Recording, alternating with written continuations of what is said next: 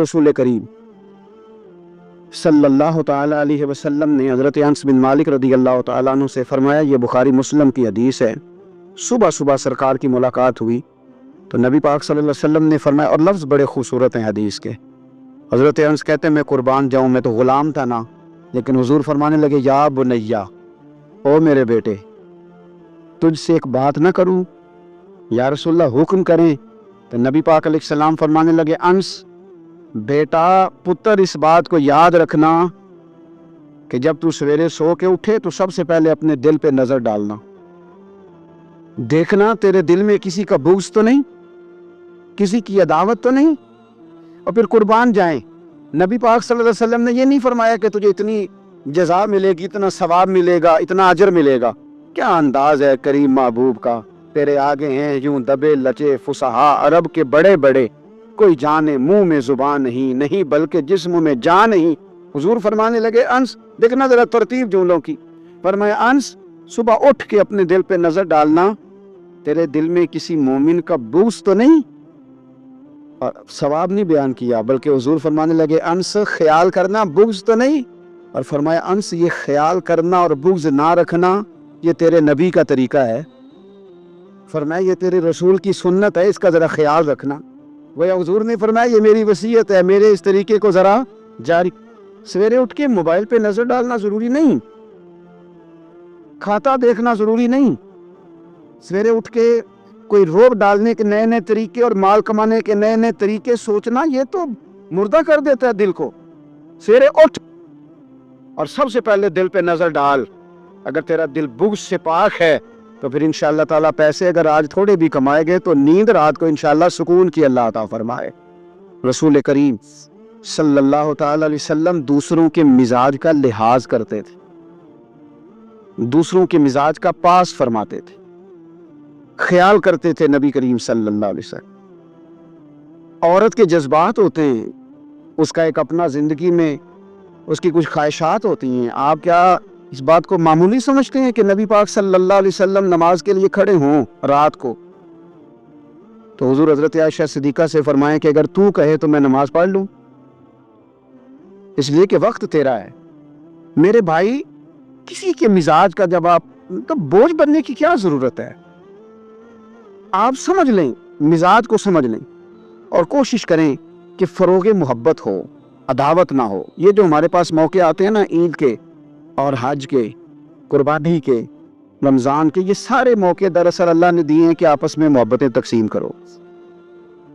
और याद रखना, मोहब्बतें बांटने से बढ़ जाती हैं, ये तकसीम करने से बढ़ती हैं, ये ज़्यादा होती हैं। हम मोहब्बत नहीं बांटते, हम मुफादात को देखते हैं, हम मुफादात को देखते हैं। मैंने तो ज़िंदगी में उन लोगों को भी देखा है कि किसी आस्थाने पे, किसी इदारे में, किसी मस्जिद में, किसी तंजीम में उनसे कोई प्यार ज़्यादा हो गया तो उन्होंने फिर अपने वो मुफाद सामने रख के किसी और को वहाँ दाखिल होने दिया, वरना उन्होंने किसी को करीब नहीं पटकने दिया। कहीं ऐसा ना हो जाए कि वो जो हमारा नंबर है वो पीछे ना चला जाए। हम लोगों ने फरोगे मोहब्बत नहीं किया। देखो सुनो, मेरे नबी पाक सल्लल्लाहु अलैहि वसल्लम ने फरमाया, दो भाई अगर नाराज हो तो जो सुलह पहले करेगा वो जन्नत में पहले जाएगा, आगे आगे चलेगा। मेहरबानी फरमाएं, सबसे पहले अपनी जिंदगी से ये अदावत निकालें। हमारा किसी से रटा ही कोई नहीं, झगड़ा ही कोई नहीं, क्या जरूरत है? झगड़ा उसका होता है जिसकी कोई जात होती है, झगड़ा उसका होता है जिसने अपने आप को बुत बना लिया है, झगड़ा उसका है जिसने अना पाल ली है, झगड़ा तो उसका है जो कहता है मैं कोई शय हूं, झगड़ा तो उसका है। लेकिन अगर मेरे भाई तेरी जात कोई नहीं, तेरा रटा कोई नहीं, तो फिर हजरत सैयदना बिलाल हबशी हजरत अबू ज़र गिफारी से नाराज हो गए थे। बिलाल का रंग काला था, अबू ज़र गिफारी का गोरा था। बिलाल मजदूर आदमी थे, अबू ज़र गिफारी सरदार थे। बिलाल हबशन के बेटे थे, वो चौधरी के पुत्र थे। लेकिन नबी पाक सल्लल्लाहु अलैहि वसल्लम ने फरमाया, अबू ज़र मैं तब राजी हूं अगर तुझसे बिलाल राजी हो तो सैयदना अबू ज़र गिफारी ने एक मिनट नहीं लगाया, जात का बुत कोई नहीं था, जाके तो जनाब बिलाल के सामने लेट गए, कहने लगे, हबशन के बेटे उठा अपना पैर और मेरे मुंह पे रख, मैं दुनिया वालों को बताऊं कि था तो तू हबशन का बेटा, पर मदीने वाले रसूल ने तुझे कितनी इज्जतें अता कर दी। मेहरबानी करो, आप यकीन करो, ऐसे घुटन सी है, 10 आदमी इकट्ठे नहीं बैठ सकते किसी जगह। آپ یقین کریں 4 دوست اور بڑی پیاری باتیں کر رہے ہیں، وہ کیا خوبصورت ان کی گفتگو ہے، لیکن ایک اٹھ کے گیا تو 3 اس کی غیبتیں کرنے لگ گئے، ایک ان میں سے اٹھ کے گیا تو باقی 2 غیبتیں کرنے لگ گئے۔ لب و لہجہ اتنا سخت اور ترش اختیار کیا جس کی حاجت ہی نہیں، ضرورت ہی نہیں، یا کیا کر رہے ہیں؟ تو کبھی بھی اس طرح کا رویہ نہ، جس کی تعریف کر لی سو اس کی کر لی۔ اور میرے نبی پاک صلی اللہ علیہ وسلم نے فرمایا جس کی ایک دفعہ تعریف کر لو کوشش کرنا زندگی بھر دوبارہ توہین نہ کرنا، اپنی زندگی سے نکالیں گلا شکوہ، تھوڑی دیر کے لیے سیکھ لیں معاف کرنا، عداوت کو نکال دی، پہل کریں۔ اور 2 قدم ہوتا ہے انسان کے لیے، صرف 2 قدم، ایک قدم آپ نے اپنے نفس کی خواہش پہ رکھنا ہے، انشاءاللہ دوسرا قدم اللہ کے قرب کی طرف بڑھ جائے گا، اللہ کے قرب کی، صرف 2 قدم ہے، لمبا مسئلہ کوئی نہیں۔ تو پہلی بات محبت کے لیے یہ دیکھیں، لیکن اگر اندر حسد کا، بغض کا، نفاق کا دھندا چل رہا ہے، دھندا، کیا خوبصورت بات کرتے ہیں اللہ کے بندے حضرت سلطان باؤ رحمت اللہ تعالی علیہ فرمانے لگے، اور دل کالے نالو منہ کالا چنگا، جے کوئی رمز پچھانے، دل کالے نالو منہ کالا چنگا، جے کوئی رمز پچھان، چھوڑ، منہ کالا ہو جائے تو کام چل جاتا ہے، لیکن دل کالا ہو جائے تو تباہی اتر جاتا، دل نہ تیرا سیاہ کالا ہو، مہربانی کر۔ اتنی لڑائی کسی کی کسی کے ساتھ نہیں، جتنی تکلیفیں ابو جہل اور اس کی اولاد نے میرے رسول کو پہنچائی، لیکن میرے رسول کریم صلی اللہ علیہ وسلم سے، اور سن یار سن، چھوڑ تو سسر کی بات، تو چھوڑ ساس کی بات، تو چھوڑ بھائی کی بات، تو چھوڑ پڑوسی کی بات، چھوڑ تو مالک کی بات۔ اکرمہ بن ابو جہل دوڑ گیا تھا، ابو جہل کا بیٹا، وہ اپنے باپ سے زیادہ دشمنی کر دوڑ گیا، اور وہ کہنے لگے لوگ مکے والے کہ اگر اکرمہ ہاتھ لگ گیا تو عمر فاروق اس کے ٹکڑے ٹکڑے کریں گے، علی لٹکا دیں گے اس سے، یہ بڑا کافر ہے، بڑا ظالم ہے۔ اکرمہ کی بیوی آ کے مدینے والے رسول کے قدموں میں بیٹھ گئی، رو کے کہنے لگی سونا چھوٹے چھوٹے بچے ہیں، تکلیف اس نے بڑی دی ہے حضور، اس نے اس کے باپ نے ستایا بڑا ہے، یا رسول اللہ کو مہربانی ہو جائے۔ تو نبی پاک نے سر سے پگڑی اتار کے دی، فرمایا جا اسے جا کے نشانی دینا کہ رسول نے تجھے معاف کر دیا۔ تو کون سے اتنے بڑے دعوتیں لیے بیٹھا ہے؟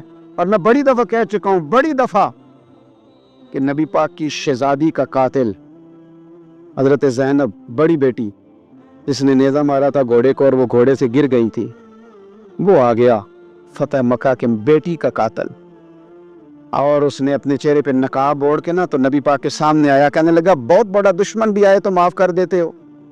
تو نبی کریم فرمانے لگے بیٹیاں بھولا نہیں کرتی، پر تو کلمہ پڑھ میں تجھے بھی معاف کرنے کو تیار۔ یہ بھولا نہیں کرتی، کیا کروں، بیٹیاں کہاں بھولتی، لیکن تو پڑھ نہ کلمہ۔ یارا بات کو سمجھے، کون سی دعوتیں لیے بیٹھے ہو؟ کر لو اس بہن کو فون جس کے ساتھ بلا وجہ کا رٹا ڈال لیا ہے، چچا چچا ہی ہوتا ہے، وہ کوئی کافر مشرک تو نہیں نہ ہو گیا، کر لو صلح۔ حضرت جابر بن عبداللہ رضی اللہ تعالیٰ عنہ فرمانے لگے کہ میری اماں نے نا حریرہ بنایا، عرب شریف میں کھانا بنتا تھا حریرہ۔ میرے والد گرامی نے میری ماں سے سفارش کی، ان کے والد حضرت عبداللہ ابن عمر یہ میدان احد کے پہلے شہید ہیں، اور نبی کریم صلی اللہ علیہ وسلم نے فرمایا تھا جو جو شہید ہوا رب نے اس پر پردے ڈال کے بات کی، لیکن جابر جب تیرے والد گئے ہیں تو رب نے بے پردہ گفتگو فرمائی ہے۔ اتنا بڑا آدمی حضرت عبداللہ ابن عمر رضی اللہ تعالیٰ عنہ۔ تو انہوں نے نا اپنی بیوی سے کہا کہ اچھا سا حریرہ بناؤ، میں نے سرکار کی بارگاہ میں پیش کرنا ہے۔ تو کہتے ہیں بڑا پیارا، میری ماں نے نا بڑی خوشبو اس میں سے آ رہی تھی، وہ تیار کر کے اور بڑے برتن میں ڈال کے اوپر سے ڈھک کے مجھے دیا۔ جب میں نبی کریم صلی اللہ علیہ وسلم کی بارگاہ عالی مرتبت میں پہنچا تو اس کی خوشبو تو دور سے آ رہی تھی، اور ویسے بھی اللہ تعالیٰ نے غیب کی کنجیاں حضور کو عطا فرمائیں، لیکن نبی کریم صلی اللہ علیہ وسلم پھر بھی فرمانے لگے تیرے باپ نے گوشت پکا کے بھیجا میرے لیے، اندر حریرہ ہے اور خوشبو آ رہی ہے۔ حضور فرمانے لگے تیرے والد نے کیا گوشت بنا کے بھیجا؟ اللہ کرے آپ کو سمجھ آئے میری بات۔ سرکار کسی سے کسی چیز کا مطالبہ کریں تو یہ اس کے نصیب ہیں، یہ تو وہ قبول ہو گیا، چونکہ نبی کریم کی تو بیٹی سیدہ فاطمہ کے گھر اگر شام کو کھانا نہ پکے تو رب جنت سے بھیج دیتا ہے، تو سرکار کو تو محتاجی نہیں کسی کی۔ لیکن حضور صلی اللہ علیہ وسلم، آپ بات کو سمجھیے گا میں کیا عرض کر رہا ہوں، اس اشارے کو سمجھے جس کو صحابہ سمجھے۔ نبی پاک صلی اللہ تعالی علیہ وسلم نے فرمایا تیرے ابا نے گوشت پکا کے بھیجا ہے؟ کہتے میں نے پلیٹ اٹھا کے اس کی حضور نے یہ حریرہ ہے، تو سرکار نے وہ نکال لیا۔ کہتے ہیں حضرت جابر بن عبداللہ کہ میں چونکہ پختہ عمر کا نہیں تھا، میں واپس گیا، میں نے جا کے عرض کی کہ ابا جی نبی پاک صلی اللہ علیہ وسلم کو تو پتہ تھا حریرہ ہے اور اس کی خوشبو بھی آ رہی، پھر حضور نے یہ کیوں فرمایا کہ گوشت ہے اندر؟ قربان جائیں، جب عشق سکھاتا ہے آداب خود آگاہی، اقبال کہتے ہیں جب عشق سکھاتا ہے آداب خود آگاہی تو کہتے ہیں کھلتے ہیں غلاموں پر اسرار شہنشاہی، عطار ہو، رومی ہو، رازی ہو، غزالی ہو، کچھ ہاتھ نہیں آتا بے آہ و سحرگاہی۔ کچھ لوگ اصل بات نہیں نہ کرتے، پتہ انہیں چل جاتا ہے۔ تو مرحوم اعظم چشتی نے کہا تھا، نہ علماں وچ پھسا سانو تو یار دی گل سنا سانی، تو چکر میں ڈال رہے ہمیں، نہ علماں وچ پھسا سانو تو یار دی گل سنا سانو۔ اوتھے علم دا سکہ نہیں چلدا جتے عشق ہوراں دا ڈیرا ہے، تے جڑے عشق تیرے نے چور کیتے انہاں دل دنیا تو دور کیتے، تیرے عشق نے پھر مجبور کیتے انہاں نوں بھول گیا تیرا میرا ہے۔ کہا گھر جا کے میں نے عرض کی، میں نے کہا ابا جی حضور کو تو پتہ تھا حریرہ ہے، تو سرکار نے یہ کیوں فرمایا کہ گوشت لائے ہو؟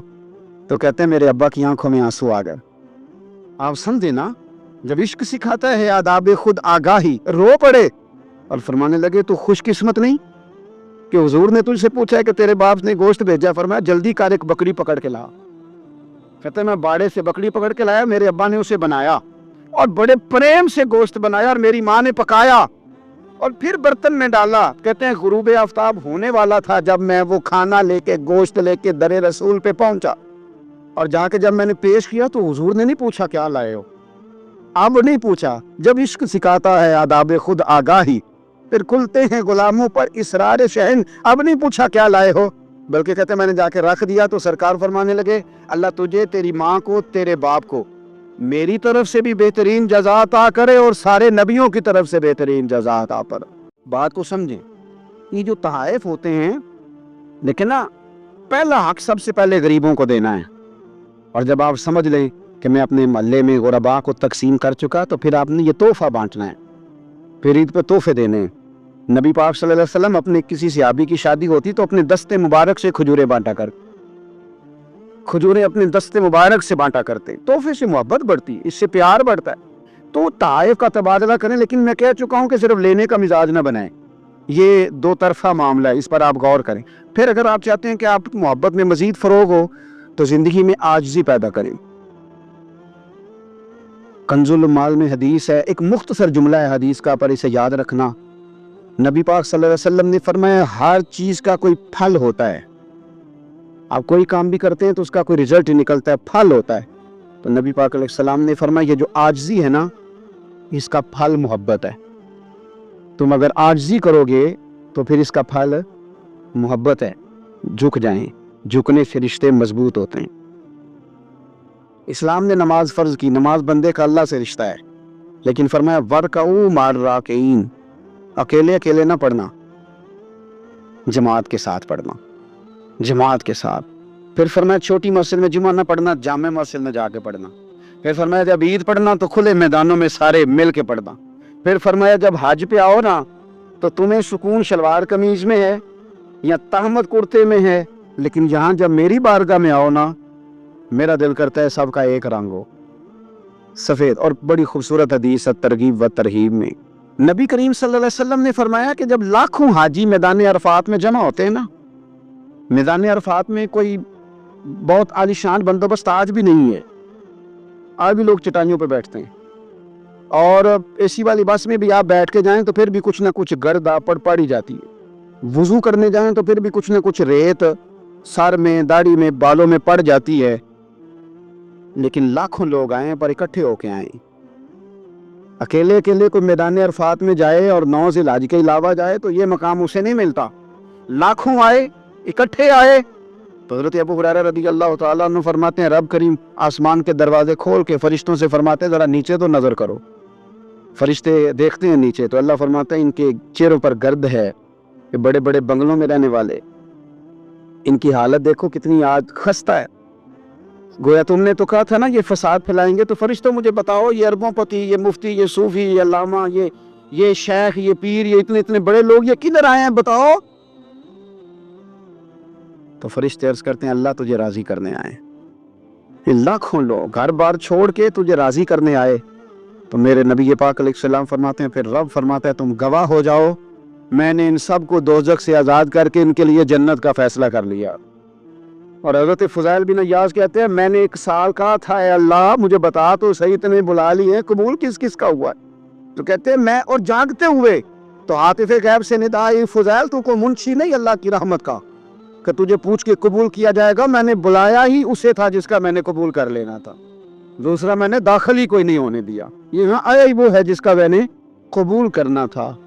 حضور فرماتے ہیں رب فرماتے ہیں گواہ ہو جاؤ میں نے ان کے گناہ بخش کے جنت کا فیصلہ کر. اگلے لفظ سنیں گے تو اور خوش ہو جائیں گے. نبی پاک علیہ الصلوۃ والسلام فرمانے لگے حضور فرمانے لگے رب فرشتوں سے فرماتا ہے انہیں بھی بخش دیا ہے اور جن جن کے لیے یہ دعا کریں گے میں ان سب کی بھی مغفرت فرما دوں. تو یہ ساری اجتماعی عبادات مسلمانوں کو آپس میں جوڑنے کے لیے آپس کی محبتوں کے فروغ کے لیے. زکوٰۃ کیا ہے؟ امیروں کا غریبوں کو حصہ دینا. قربانی کیا ہے؟ اپنے پیسوں کا جانور خرید اور اپنے پیسے لگا کے اسے ذبح کر پھر اس کا گوشت بنا. ساری ڈیوٹی تیری پر دینا غریبوں کو. یہ کیا ہے؟ یہ لوگوں کو ایک دوسرے سے جوڑتا ہے, یہ محبتیں پیدا کرتا ہے. میرے نبی پاک علیہ السلام نے فرمایا ایک دوسرے کو تحفہ لیا کرو دیا کرو, اس سے محبت بڑھتی ہے. تحفہ دیا کرو, اس سے صرف لینا نہیں, تحفہ مہربانی فرمائیں. کسی کی جیب پر دھیان رکھنا منع ہے دین میں. بلکہ نبی پاک صلی اللہ علیہ وسلم نے فرمایا اگر تم چاہتے ہو نا کہ لوگ تم سے پیار کریں تو فرمایا جو ان کی جیبوں میں ہے اس سے بے نیاز ہو جاؤ. پھر تم یہ چھوڑ دو کہ یہ میرے لیے لایا کیا ہے. اگر تم لوگوں کی جیبوں پر توجہ کرو گے تو پھر وہ لوگ تم سے کبھی محبت نہیں کریں گے. لیکن ایک شریعت نے جو اینگل دی تحفے تحائف کی, اس کا جو انداز ہے اس پر ذرا غور کریں.